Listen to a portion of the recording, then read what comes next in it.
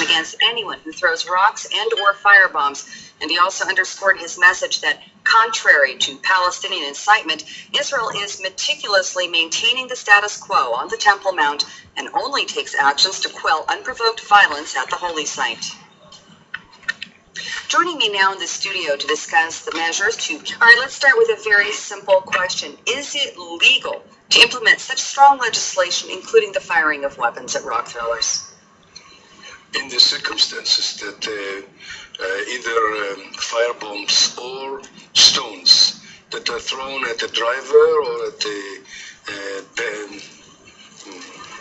security officer, they can in fact kill, not only injure but also kill. It is justified to take preventive action in order to prevent such action, and secondly, it is justified post factum to punish such an event against the perpetrator. So it is fair for a society, for a government, to punish stone hurlers or firebomb throwers, and look at it as if you look at it from the danger that it poses, it is almost an attempted murder. Even though it is not intended so, but people that throw firebombs or, in fact, light a fire at a car, in the past it has caused either death or very serious injuries. So therefore, it is natural that the Attorney General has justified legally the use of this measure, and particularly that they are now very frequently and very widespread in this particular period. How do you think this move is going to be perceived abroad? Is it wise to do vis-a-vis world opinion?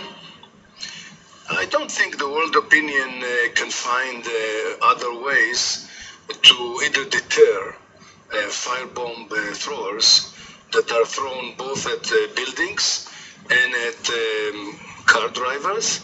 We heard today that a bus driver, happened to be an Arab, was injured and was taken to hospital. Yesterday, a bus was burned. So I don't think the international public opinion has different remedies for such an event. And I think that the world public opinion will accept that in certain measures are required, and if they are exercised with the discretion and not without discretion and not without limits and guidelines, then I think it will be supported. You bring up a good point. I think a lot of people do not realize abroad that when passengers on a bus are injured, or the bus driver, that because this is not an apartheid state, everybody rides together and everyone gets hurt. Absolutely. Right, and we see the same thing about the train in Jerusalem.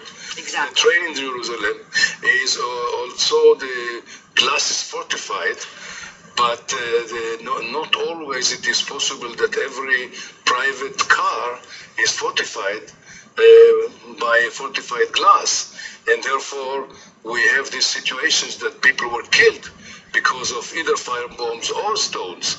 And therefore, if one would understand what are the natural results of such either firebombs or stones, I think people would understand that it is legitimate for Israel to defend its citizens and to maintain public order. Now, just last week, the Supreme Court President Miriam Naor harshly criticized Public Security Minister Gilad Erdan for his proposal that any judges who do not hand down very tough sentences for people that are convicted of throwing rocks or firebombs, he was proposing that those judges have obstacles put in their path toward promotion. And she, of course, condemned him, saying that by doing so, it's not suitable for countries that we would rather, for countries like us, we're Jewish and we're democratic, and it's... The judges should be independent and autonomous, and this is the essence of democracy and the rule of law, that the judges decide what is the sentence. The only way which is legitimate for the executive is to initiate legislation that will structure judicial discretion regarding sentencing in certain situations. They can do it by minimum sentencing, that certain action has to be sentenced for a minimum of a period. This they can do, but this is the language of the legislature to decide the standards. But no minister can say that we watch you, judges, and if you decide not sufficiently strict and not sufficiently harsh against certain criminal offenses, we will not promote you.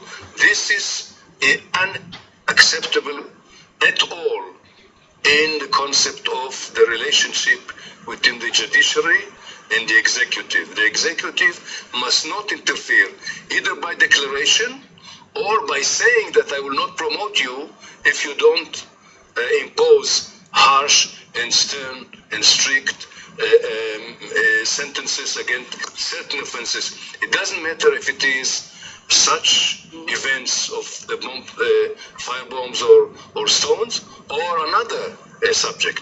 If you want to change the law, this is legitimate for the legislature, and the executive can initiate a government bill. That's okay. But then it is not possible for a minister to interfere in this way, and I think he made a mistake in doing so. Professor Shimon Shtrit, as always, thank you for sharing your insight and analysis with us. Thank you very much. Turning now to the final failed